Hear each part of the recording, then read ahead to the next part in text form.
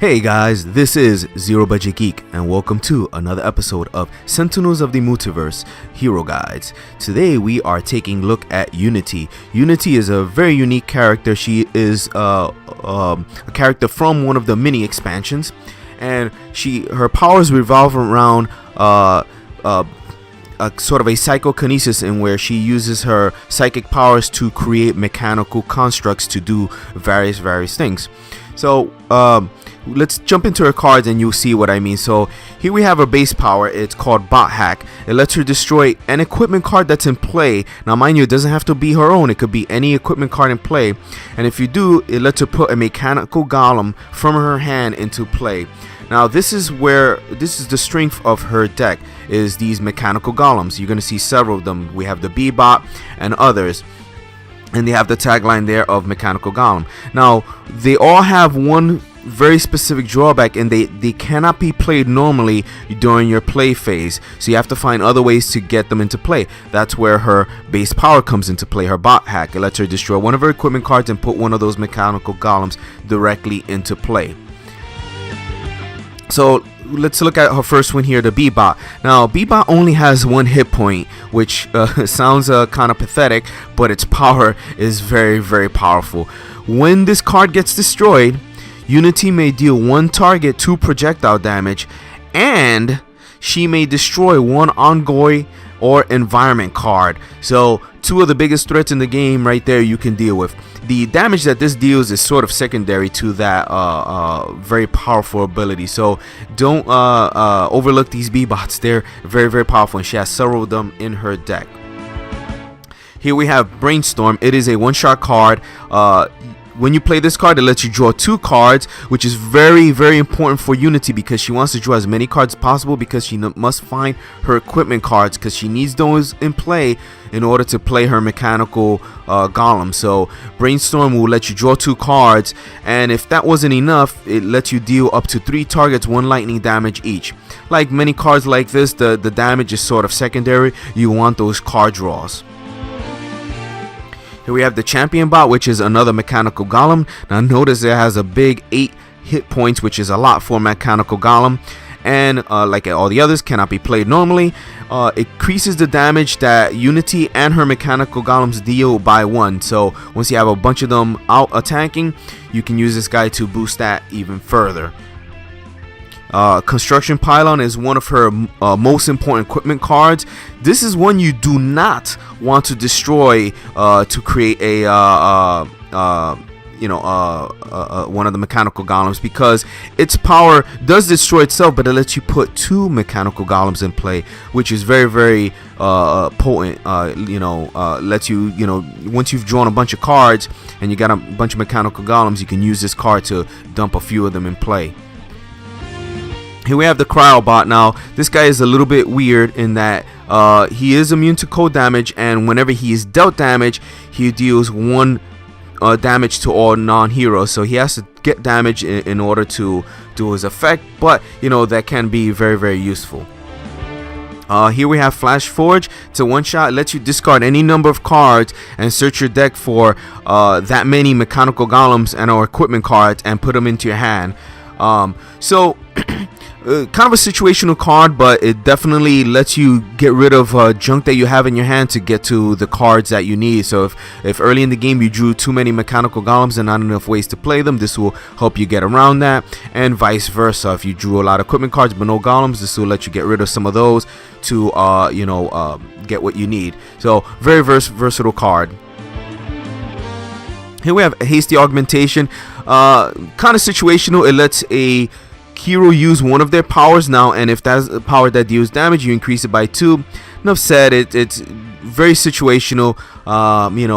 You'll have to kind of assess the situation and decide when it will be appropriate, but it is very good to use with powers that do damage. Here we have Inspired Repair. It's a very simple one-shot. When you play this, you draw a card, you get to play a card, and each mechanical golem that you have in play regains hit points. So healing your golems is pretty good, but with their low health, they're usually not gonna stick around long enough to be healed. But being able to heal them is very useful.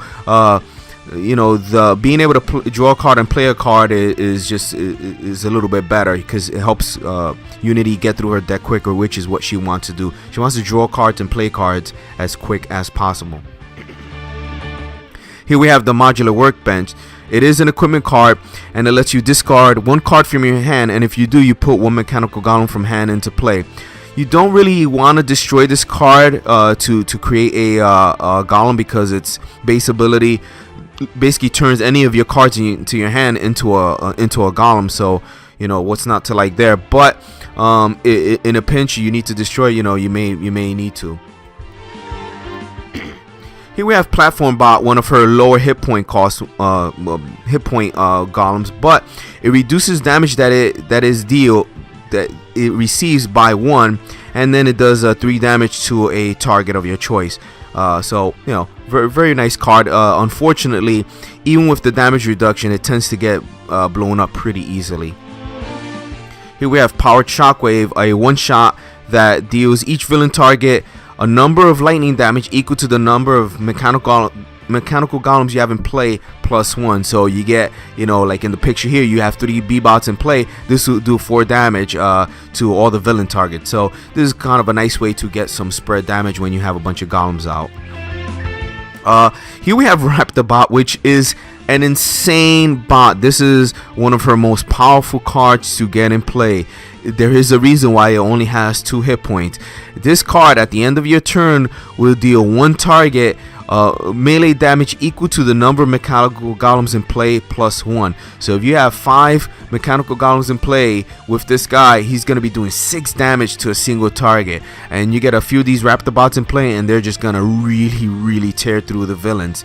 So but you know, with their low hit points, they're gonna be taken out pretty soon. But we have a way to deal with that. Here we have Robot Reclamation. It's a one-shot, lets you move up to 5 mechanical golems from your trash to the top of your deck, and you get to draw a card. So it's a way to get some, you know, mechanical golems back from your trash that have been destroyed. And bear in mind that the one that you put at the very top of your deck is the one that you're gonna draw with the free card draw.